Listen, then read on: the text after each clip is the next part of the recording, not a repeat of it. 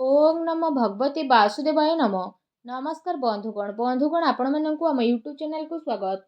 बंधुगण आज भिडियो में जानिबा आगामी 3 दिन आपणकर किपरि कटिबो, केउ प्रकार आगामी 3 दिन को आपण प्लानिंग करिवे से सब विषय रे आमे आज भिडियो रे पूरा विस्तार पूर्वक भाबे जानिबा। तेणु भिडियो को लास्ट पर्यंत निहाती देखंतु। मने रखंतु निजको भावनात्मक रूप से सबुबेले मजबूत करी रखंतु। एहा द्वारा आपण आपणकर गतिविधि को बहुत बढ़िया रूप से गोटे स्थिति रे नहीं पहुंची पारिबे। विद्यार्थी तथा युववर्ग निजर मनोबल आउ आत्मविश्वास को बनैकी रखंतु। कौनसी प्रतिस्पर्धा संबंधित क्षेत्र में सफलता मिलिबार पूरा संभावना रही। अतिरिक्त कार्यभार कारणरू आपणक व्यक्तिगत कार्य रे रोकावट मध्य आसी पारे। सेथिपाई व्यवस्थित दिनचर्या रखंतु। ए समय रे पिलांको सह निजर टाइम को स्पेंड करंतु तथा निजर समस्या को सुलझेबारे योगदान दियंतु।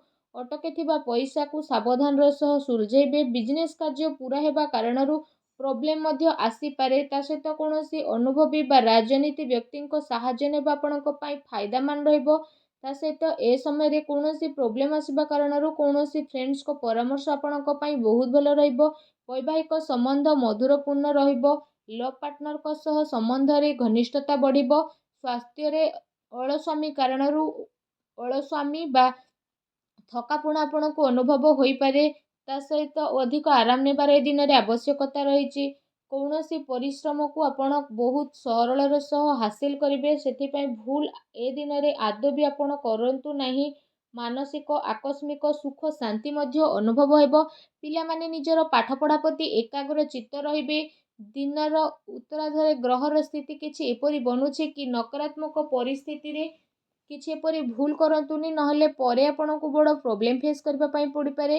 ता सहित जदि कहिबा चिंता रे आपण प्रयास करबा पई ट्राई करंतु। कोनोसी कारणर उचित इन्फॉर्मेशन न मिलबा कारणरू कोनोसी बड़ धरणर ऑर्डर आपणक हातरू जाई पारे।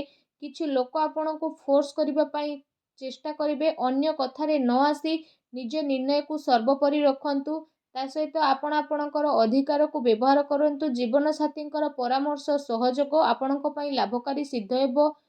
युव वर्गंकर ए प्रकार स्थिति जदि कहिबा आपणक पई बहुत भलो रहइबो। दिन आपणकर बहुत बढ़िया रूप से चलिबो। कहार चिंता बा प्रेरणा कारणरू आपणको विशेष उद्देश्य पूरण हेबार संभावना बनुछि। मानसिक शांति और खुशी आपणको मिलिबो। घरे कौनसी स्थितिंक पई विवाह प्रस्ताव मध्य आसी पारे। ता सहित आपणकर स्वभाव रे सरलता बनेकी रखंतु। केबे केबे आपणकर अहं भाव अन्य द्वारा किछि भूल कार्य मध्य होई पारे। ता सहित कौनसी महत्वपूर्ण कथबार्ता करिबा समय रे अपशब्दर प्रयोग आदौ करंतु नाही।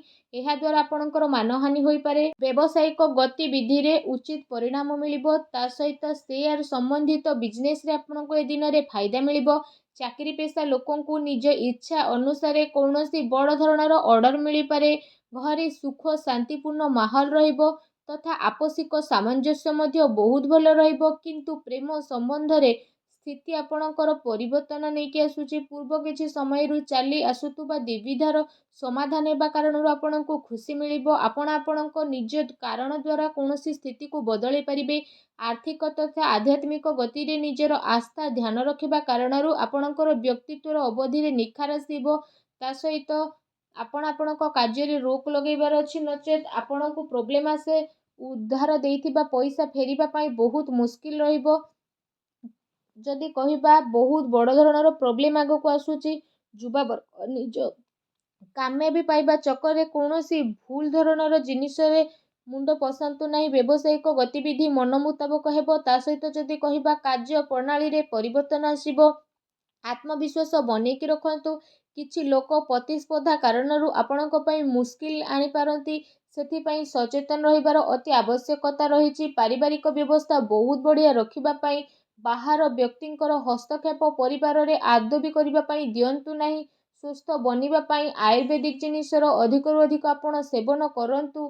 ता सहित जदि कहिबा तो आपण निजर योग्यता उपरे विश्वास रखंतु तथा कौनसी भी सहायता उपरे विश्वास करंतु नाही।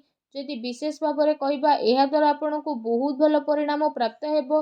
आपणकर भल परिणाम और दिनचर्या आपणको व्यक्तित्व रे आसीबो और परिवर्तन नेकी आसीबो। ଗ୍ରହଙ୍କର ସ୍ଥିତି କିଛି ଏପରି ରହିଛି ବିନା କାରଣରେ ଆପଣ ଟେନସନ୍ ବା ଚିନ୍ତାରେ ରହିବେ। ଏ ସମୟରେ କାହା ଉପରେ ଆଦୌ ବି ଭରସା କରିବା ଆପଣଙ୍କ ପାଇଁ ଠିକ୍ ହେବନି। ଅନ୍ୟର ପରାମର୍ଶ ଆପଣଙ୍କୁ ଭ୍ରମିତ କରିପାରେ। ଠିକ୍ ହେବ କି ନିଜକୁ ବେଷ୍ଟ ରଖିବା ପାଇଁ ଟ୍ରାଏ କରନ୍ତୁ। କୌଣସି ପ୍ରକାରର ବ୍ୟବସାୟିକ ନିର୍ଣ୍ଣୟ ନେବା ପୂର୍ବରୁ ସମୟ ଅନୁକୂଳ ରହିବ ନାହିଁ, ଆପଣଙ୍କୁ ଘାଟା ହୋଇପାରେ। ଏହା ସହିତ ସାଝେଦାରୀ ସମ୍ବନ୍ଧିତ ବ୍ୟବସାୟରେ ନିଜର ପାର୍ଟନରଙ୍କ ସହ ପାରଦର୍ଶିତା ରଖିବାର ଆବଶ୍ୟକତା ରହିଛି। ଏହାଦ୍ୱାରା ଆପୋଷିକ ସାମଞ୍ଜସ୍ୟରେ ସୁଧାର ଆସିବ। ତା ସହିତ ଆପଣ ସେସବୁ କାର୍ଯ୍ୟରେ ନିଜର କାମ କରିବା ଗତିକୁ ପରିବର୍ତ୍ତନ କରିବେ। ଅଧିକାରୀ ବର୍ଗ ବା ବରିଷ୍ଠ ସଦସ୍ୟଙ୍କର ଅନୁଭବ ଓ ମାର୍ଗଦର୍ଶନକୁ ଆପଣ ନିଜର ଜୀବନ ଶୈଳୀରେ ଆପଣେଇବା କାରଣରୁ କୌଣସି ସ୍ଥିତିରେ ଆପଣଙ୍କୁ ପରିବର୍ତ୍ତନ ଦେଖିବାକୁ ମିଳିବ। ତା ସହିତ ଆପଣ ଆପଣଙ୍କର କାର୍ଯ୍ୟ ଉପରେ ଧ୍ୟାନ ଦେବେ। ଆପଣଙ୍କର ବିଚାରଧାରାରେ ସକାରାତ୍ମକ ପରିବର୍ତ୍ତନ ଆସିବ। ଯୁବା ବର୍ଗ ବ୍ୟର୍ଥ ମଉଜ ମଜଲିସରେ ସମୟ ବ୍ୟତୀତ କରନ୍ତୁ ନାହିଁ। ଲାଭ ପାଇବା ପାଇଁ ଜୀବନରେ ପରିପକ୍ୱତା ପାଇବାର ଅତି ଆବଶ୍ୟକତା ରହିଛି। ଏହା ସହିତ ସନ୍ତାନଙ୍କର କୌଣସି ଗତିବିଧି ଆପଣଙ୍କର ସମ୍ମାନକୁ ଠେସ୍ ପହଞ୍ଚାଇପାରେ। ବିଜନେସରେ ପରିଶ୍ରମ ମୁତାବକ ଲାଭ ମିଳିବ। ତା ସହିତ ଇନକମ୍ ପୂର୍ବଠାରୁ ଅଧିକ ରହିବ। କିନ୍ତୁ କୌଣସି ବି ବ୍ୟବସାୟ ସମ୍ବନ୍ଧିତ ମହତ୍ତ୍ୱପୂର୍ଣ୍ଣ ନିର୍ଣ୍ଣୟ ନେବା ପୂର୍ବରୁ ଭାବି ଚିନ୍ତି କରିବାର ଅତି ଆବଶ୍ୟକତା ରହିଛି। ଚାକିରି ପେଶା ବ୍ୟକ୍ତିଙ୍କୁ ନିଜ କାମରେ ଅଧିକ ଧ୍ୟାନ ଦେବାର ଆବଶ୍ୟକତା ରହିଛି। ପତି ପତ୍ନୀ ସମ୍ବନ୍ଧକୁ ମଧୁର ବନେଇକି ରଖିବେ। ଆପୋଷିକ ତାଳମେଳ ରହିବା ବହୁତ ଭଲ ଆପଣଙ୍କ ପାଇଁ ରହିବ। କୌଣସି ବିଶେଷ ବ୍ୟକ୍ତିଙ୍କ ଦ୍ୱାରା ପ୍ରଭାବିତ ହୋଇ ଆପଣ ଆପଣଙ୍କ ଦିନଚର୍ଯ୍ୟାରେ କିଛି ପରିବର୍ତ୍ତନ ଆଣିବା ପାଇଁ ଚେଷ୍ଟା କରିବେ। ତଥାପି କିଛି କାର୍ଯ୍ୟକୁ କରିବାରେ ଆପଣଙ୍କର ଧ୍ୟାନ ମଧ୍ୟ କେନ୍ଦ୍ରିତ ହେବ। ଆପଣ ଏମିତି କିଛି ନିର୍ଣ୍ଣୟ ନିଅନ୍ତୁନି ଯାହାଦ୍ୱାରା ସ୍ଥିତି ଆପଣଙ୍କ ପାଇଁ ପରିବର୍ତ୍ତନଶୀଳ ହେବ।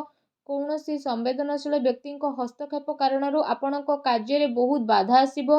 କେବେ କେବେ ଆପଣଙ୍କର ରାଗ ଆଉ ଜିଦ୍ ଏସବୁ ଆପଣଙ୍କର ପାରିବାରିକ ବ୍ୟବସ୍ଥା ଉପରେ ପ୍ରଭାବ ପକାଇପାରେ। ସକାରାତ୍ମକ ବନେଇ ରଖିବା ପାଇଁ ଆପଣ ଚେଷ୍ଟା କରନ୍ତୁ। ଏହା ସହିତ ଯଦି ବିଶେଷ ଭାବରେ ଆମେ କହିବା, ସାବଧାନ ରୁହନ୍ତୁ, କାରଣ କାର୍ଯ୍ୟସ୍ଥଳରେ ଆପଣଙ୍କ ଉପସ୍ଥିତି ଆଉ ଫୋକସ୍ ରଖିବାର ଆବଶ୍ୟକ ରହିଛି। ଏହାଦ୍ୱାରା ବ୍ୟବସାୟରେ ଆପଣଙ୍କର ପରିଶ୍ରମର ଫଳ ମିଳିବ। ଚାକିରି ପେଶା ବ୍ୟକ୍ତି ବିଶେଷଙ୍କୁ କାମର ଅଧିକତା ରହିବ। ଏହା ସହିତ ଯଦି କହିବା, ପାରିବାରିକ ସଦସ୍ୟଙ୍କର ବ୍ୟକ୍ତିଗତ ଦିନଚର୍ଯ୍ୟାରେ ରୋକଠୋକ କରନ୍ତୁ ନାହିଁ। ଅନ୍ୟ ଗତିବିଧି ସହିତ ନିଜର ସ୍ୱାସ୍ଥ୍ୟ ପ୍ରତି ମଧ୍ୟ ସଜାଗ ରଖନ୍ତୁ। ଦିନର ଆରମ୍ଭରୁ ହିଁ କୌଣସି ଶୁଭ ସମାଚାର ମିଳିବା କାରଣରୁ ଦିନ ସୁଖଦପୂର୍ଣ୍ଣ ରହିବ। କୌଣସି ଭଲ କାର୍ଯ୍ୟ ଆରମ୍ଭ କରିବା ଦ୍ୱାରା ଯଦି କହିବା, କାମ କାର୍ଯ୍ୟ ତଥା ପାରିବାରିକ ଜିମ୍ମେଦାରୀ ଭିତରେ ତାଳମେଳ ବନେଇକି ଆପଣ ରଖିବେ। ଏହା ସହିତ ଯଦି କହିବା, କିଛି ଜିନିଷ ବନେଇବାରେ ଆପଣ ସଫଳ ରହିବେ। ବ୍ୟବସାୟିକ ଗତିବିଧି କାରଣରୁ ଯଦି ଆପଣ ଯୋଗ୍ୟତା ଆଉ ପରିଶ୍ରମ ଦ୍ୱାରା ଆର୍ଥିକ ସ୍ଥିତିକୁ ବନେଇକି ରଖିବେ। ମାର୍କେଟିଂ ସମ୍ବନ୍ଧିତ ଗତିବିଧି ଉପରେ ଅଧିକ ଧ୍ୟାନ ଦେବାର ଆବଶ୍ୟକତା ରହିଛି। ଲାଭଦାୟକ ସ୍ଥିତି ବନିବ, ଯାହା ଭବିଷ୍ୟତରେ ଆପଣଙ୍କର କାମରେ ଆସିବ। ସେଥିପାଇଁ ଯଦି କହିବା, ଯେଉଁ କାମ ପାଇଁ ଆପଣ ପ୍ରୟାସ କରୁଥିଲେ ଏବେ ସେହି ସବୁ ସମ୍ବନ୍ଧିତ ଖୁସି ଖବର ଆପଣଙ୍କୁ ମିଳିପାରେ। କିନ୍ତୁ ଅନ୍ୟ ଉପରେ ଆଶା ରଖିବା ଠାରୁ ଆପଣ ନିଜର ଯୋଗ୍ୟତା ଉପରେ ବିଶ୍ୱାସ ରଖିବାର ଅତି ଆବଶ୍ୟକତା ରହିଛି।